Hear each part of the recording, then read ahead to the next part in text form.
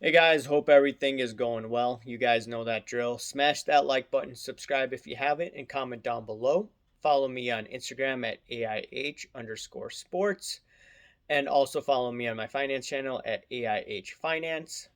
And make sure to subscribe to this channel. I know some people, they just find me on YouTube. Just subscribe, right? If you watch my videos all the time and you haven't done so. Alrighty, now I wanted to look at liquidity again because I had some comments saying that, hey, look, and I know some people think this way, and I think it's good to have a dialogue rather than to be like, no, you're wrong, and no. I think a good ways to talk about this and, discuss down below. And some people say, hey, look, you can get card XYZ on eBay. It's liquid. What are you talking about that it's not liquid, right? It's like kind of like stocks, right? That's what some people are saying. And I was just thinking about this, and I was just looking at the bid ask spread. And in my opinion, the bid ask spread is a good measure of liquidity, and we could kind of use this in sports cards. But let's look at this. What is the bid? The bid refers to the highest price buyers willing to pay. The ask refers to the lowest price the seller is willing to sell at.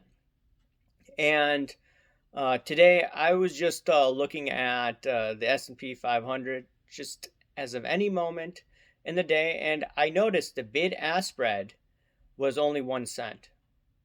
What does that tell me?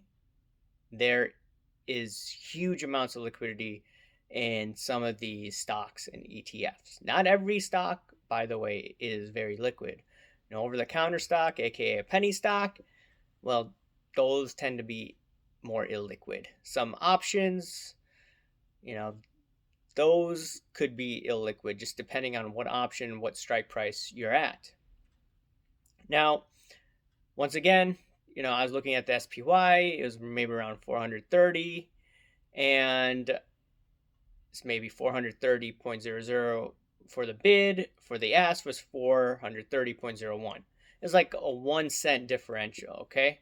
So I could have gotten it at the price and I didn't have to worry about any issue with huge discrepancies with the bid ask, okay?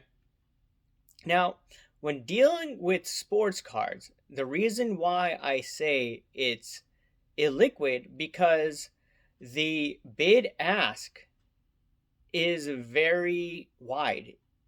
And I'll just read you some of the things about this that I just did some research. Any market that doesn't have immediate price discovery, volume, or wide bid ask spreads is illiquid, okay? Kind of like what I was mentioning. Basically, an illiquid market is absent of liquid assets. And this is probably the most important part of this. An illiquid market doesn't mean you can't buy and sell, okay? Let's get that straight. And what an illiquid market consists of, lower trading volume and greater volatility. And you see this characteristic it's very common for the high end cards. You see huge discrepancies between a sale that's done one day and then the other could completely go down significantly in value. And we're talking about a top tier card. And the example that I gave before, and I'll reiterate this again, is a Tom Brady card. I think it was the end of January, and it sold for 31,200, something like that. The next sale of that within a week was $19,200. Okay, that is a huge decrease within a week. So let's say I'm buying a stock, right, or S&P, and I just buy one share, and the next minute or within the next 10 seconds I buy another share. Okay, And the spread between where I bought the first share and the second share, there's not going to be that much of a difference. Okay, that's what you would consider a liquid market. And just if you do the math, that sale, going back to the Tom Brady card, it's $31,000 to $19,000. That's approximately a 40% decrease within a week. That's what you call an illiquid market. Now, some people will be like, hey, look, I could buy some Derek Jeter cards online. A PSA 8 is like a 1993 Topps. I used to have a bunch of those and we sold them. And the sales are all over the place. Some are in the high 40s, some are $29, some are a little higher at $30. While comparative to the Tom Brady card, it is more liquid. But at the same time, you could say that the bid ask between all these cards, it's quite different, right? It's still all over the map. And that's why I consider, specifically for these high-end cards, it's very illiquid. And I've been looking at some vintage cards I definitely want for the long run. And I'm going to talk about some of these cards, and it's going to be a different topic. And what I've noticed is I have no idea what the market value of the cards are because there aren't that many sales. You could go check out the comps, yes, but it's still all over the map and different grades too. I mean, I believe I saw one mid-range PSA card, maybe it was a 4. That card was less than what a PSA 1.5 was of this Hall of Fame player. And that's just really strange. And the thing is, there's no liquidity. There's greater volatility, as I've mentioned. There's lower trading volume. That is the challenge in dealing with some of these cards.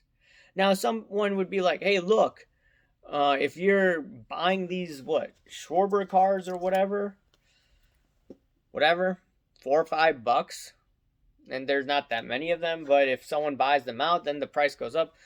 Okay, I'm not talking about these small end cards. I'm talking about some of these higher end cards, and not higher end, but like if you get even more than $25-$30.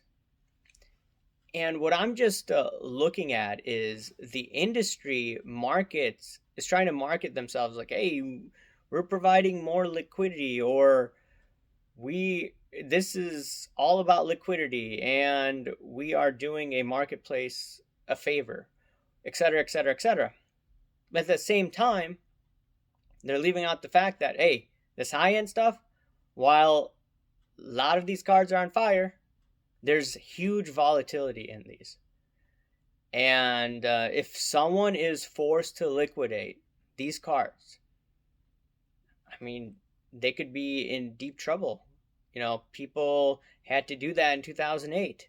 Like I told you, Bernie Madoff clients had to do that. So I just wanted to point that out. And there's no ill will to people that I don't agree with.